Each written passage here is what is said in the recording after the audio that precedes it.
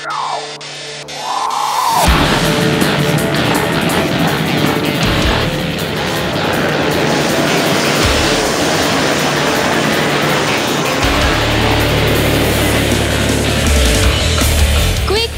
and trembling jumps propelled the third leg of the ongoing 2013 Honda Motocross Series happened Sunday at Motocross Nasaya Fairgrounds, Club Manila East, Taytay, Rizal.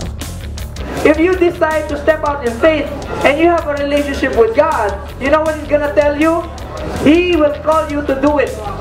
Sabi doon sa verse 28 to 29, sabi ni Peter kay Jesus, Jesus, pwede ba ako lumakad na sa imposible yan, pero pwede ba? Sabi ni Jesus, bring it on.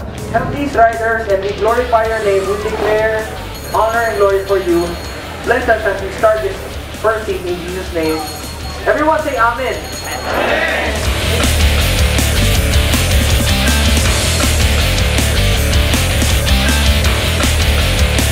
Pushing beyond limits, the race gets even more impressive as three of the country's motocross all-stars captured first in the Pro Open Production Series.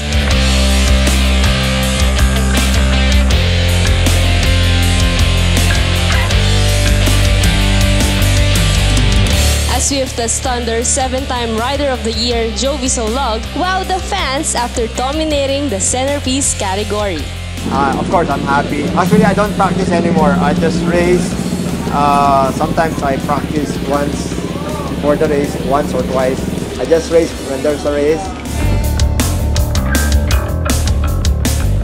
Hi guys, Monster Energy is now in the Philippines. It is the meanest energy drink in the whole wide world.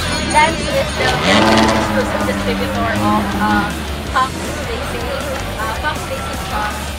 Former winner Enzo Reliosa kept the momentum but settled second best as multi-titled Glenn Aguilar remained absent in the event. Meanwhile, local McLean Aguilar grabbed the Pro Lights division in the absence of twice victor Jacob Orbe as back-to-back titleist Brian Villarman reigned supreme in the Open Underbone Honda One-Make race.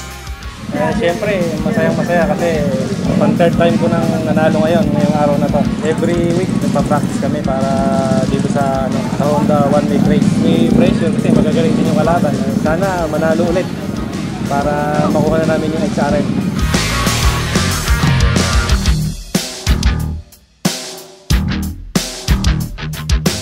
With vigor and determination, Mikey Banaag, Giovanni Leiva, Roman Laurente, Bomvet Santos, Jeff Suyet, and Benjo Leiva topped the Amateur Open Production, Veterans Open Production, Executive Open Production, Open Local Enduro, Super Modified Underbone, Honda One-Make Race, and All Rizal Underbone respectively.